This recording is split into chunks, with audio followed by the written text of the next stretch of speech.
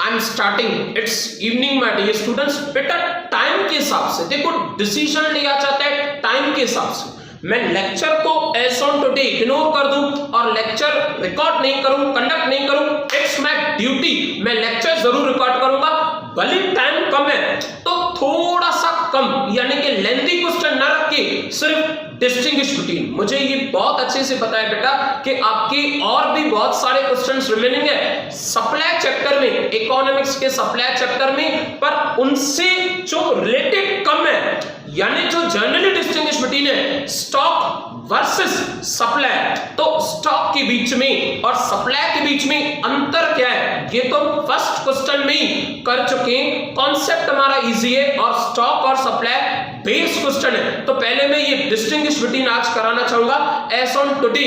Time के हिसाब से मैंने डिसीजन लिया है। देखो स्टार्ट कर रहा हूं, distinguish between stock versus supply. देखो बेटा एग्जाम्पल मैंने आपको डेयरी मिल्क चॉकलेट्स का लिया था और डेयरी मिल्क चॉकलेट्स के बेस पे मैंने सप्लाई समझा था। उस शॉपकीपर के पास टोटली 100 डेयरी मिल्क पड़े हैं, 100 डेयरी मिल्क चॉकलेट्स उसके पास पड़े हैं। आपने 10 की डिमांड की, उसने 10 चॉकलेट सप्लाई की। आई एम रिपीटिंग, उस शॉपकीपर्स के पास total Dairy Milk chocolates as on today आज कितनी 100, आपने डिमांड कितनी की 10, उसने सप्लाई कितनी की 10। इट मींस कि सप्लाई एक हिस्सा है किसका, स्टॉक का। स्टॉक काफी बड़ा कॉन्सेप्ट है, सप्लाई उसका एक हिस्सा है। सर कैसे, हम नहीं समझे स्टॉक और सप्लाई। बेटा 10 डेयरी मिल्क चॉकलेट्स एक हिस्सा है किसका, टोटल 100 चॉकलेट्स में से। उसी तरह से 10 डेयरी मिल्क चॉकलेट्स सप्लाई करना उसे सप्लाई कहेंगे, और 100 डेयरी मिल्क चॉकलेट्स टोटल जितना स्टॉक पर है उसे स्टॉक कहा जाएगा। टोटल क्वांटिटी जो आपके वेयर हाउस में भरी है, टोटल क्वांटिटी जो आपके शॉप पे अवेलेबल है, उसे स्टॉक कहा जाएगा। देखो stock meaning the entire quantity of a goods kept, रखा है आपने संभाल के, total quantity, entire word use किया उन्होंने, the entire quantity of a goods kept और स्टोर्ड बाय अ सेलर, बेचने के लिए तो रखा है ना, for the purpose of the sale, but naturally sale ही करेंगे। It is called as a stock. सारे के सारे 100 चॉकलेट्स पड़े किस पर्पस से, सेल करने के लिए, उसे कहा जाएगा stock. Versus supply, the part of the stock, 10 dairy Milk chocolates एक हिस्सा है किसके, 100 चॉकलेट्स में से ही तो 10 डेयरी मिल्क चॉकलेट्स सप्लाई होंगे ना। The part of the stock which is actually offered for sale, जो दिया गया सेल के लिए in the market at a given price during the period of the time, during the given period of the time, it is called as a supply। 10 rupees की MRP पे 10 minute रुका के हमने उसे 10 चॉकलेट्स दिए, उसे कहा जाता है supply. Next nature, the stock is a potential supply, total capacity. The stock is a potential supply, it is like a reservoir, वो हमारी जमा पूंजी है, and it is a static concept, fund flow नहीं है, फंड जमा पूंजी total ली पर ही है। Versus supply, it is actually supply, 100 में से 10 आ रहे, 100 चॉकलेट्स में से 10 चॉकलेट्स सप्लाई की, it is actual supply. It is like an outflow from the stock, outflow 100 में से 10 बाहर जा रहे, outflow from the stock. It is like a flow concept, ये नदी की तरह बहते जा रहा है। 10 होंगे एक कस्टमर को, 5 चॉकलेट्स होंगे दूसरे कस्टमर को, 1 चॉकलेट होगा तीसरे कस्टमर को। ये रिवर की तरह फ्लो जानता है, ये एक जगह पे रुकना जमा पूंजी स्टॉक की तरह नहीं जानता। नेक्स्ट इंटर रिलेशनशिप, आपस में क्या रिलेशन है, the stock can be equal और ग्रेटर देन द सप्लाई, या तो ये सप्लाई से ज्यादा होगा, बट नेचुरल 10 चॉकलेट सप्लाई है, ये सप्लाई से ज्यादा, ये तो 100 चॉकलेट्स है।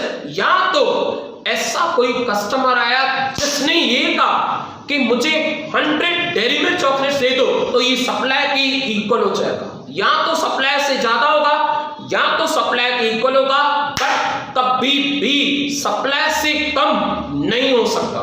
The stock can be equal और greater than the supply, equal और greater. Next versus supply, the supply can be at most be equal to the stock, supply stock की इक्वल हो सकती है, but can never be greater than the stock, वो stock से ज्यादा नहीं हो सकती, इनफैक्ट वो स्टॉक से कम हो सकती है। आप 100 डेयरी मिल्क चॉकलेट्स बेचो, क्वाइट पॉसिबल 10 बेचोगे ज्यादा चांसेस है, 5 बेचोगे ज्यादा चांसेस है।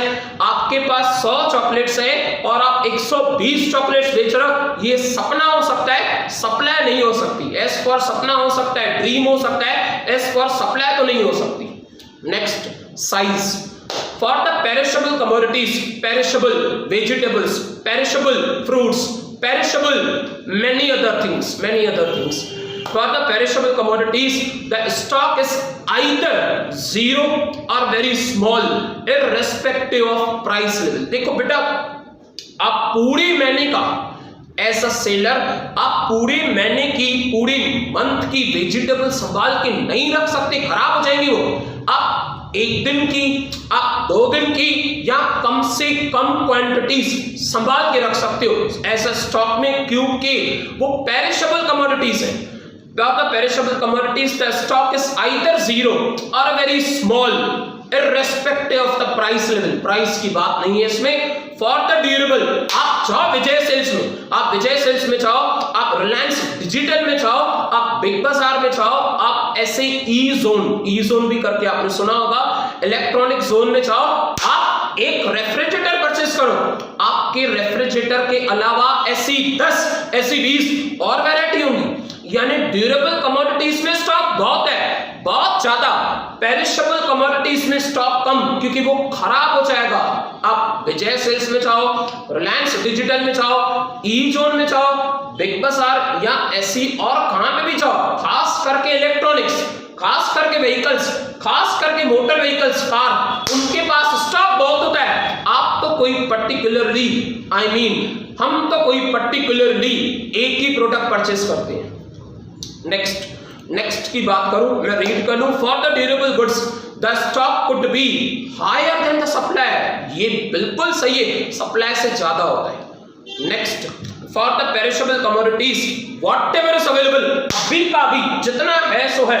पोटैटोस 20 kg चाहिए, हमारे पास 20 kg है। 10 kg चाहिए, हमारे पास 10 kg है। अभी का भी जो है सो है, कल का नहीं पता, क्योंकि कल खराब हो सकती, कल वेजिटेबल्स खराब हो जाएंगी, पैसे वेस्ट जाएंगी, हमारे नेचुरल रिसोर्सेस वेस्ट जा रहे हैं। देखो, for the perishable commodities whatever is available is supply, भी जितना चाहिए एक सही फिक्स्ड प्राइस लेवल पे आप लेके जाओ, irrespective of the price level जो फिक्स है सो फिक्स है।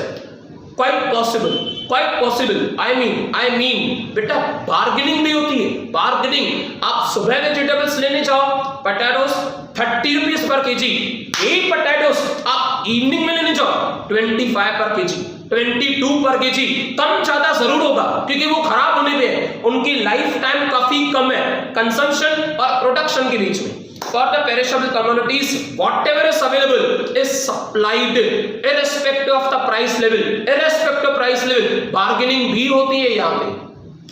For the durable commodities की अगर बात करें, supply is always less than stock. Durable commodities में supply हमेशा कम होती है स्टॉक से।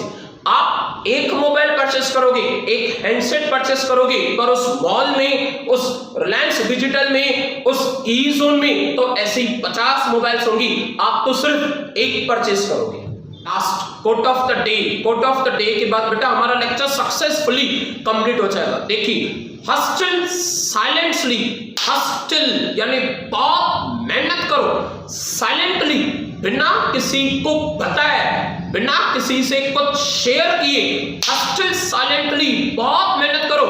1 day 100%, एक दिन your results will speaks your volume, एक दिन पक्का आपकी रिजल्ट आपकी वॉल्यूम बताएगी। द वर्ड वॉल्यूम, आपने कितना टाइम दिया अपने गोल पे, कितनी मेहनत की अपने गोल के लिए, कितने सारे ऑनलाइन लेक्चर्स आपने अटेंड किए। किसी को बताने की जरूरत नहीं है कि मैं डेली स्टडी कर रहा हूं, मैं डेली लेक्चर अटेंड कर रहा हूं, मैं सारी रिटन प्रैक्टिस कर रहा हूं। किसी के मन में एक्सपेक्टेशंस क्रिएट मत कराओ, डायरेक्ट उसे रिजल्ट दे दो।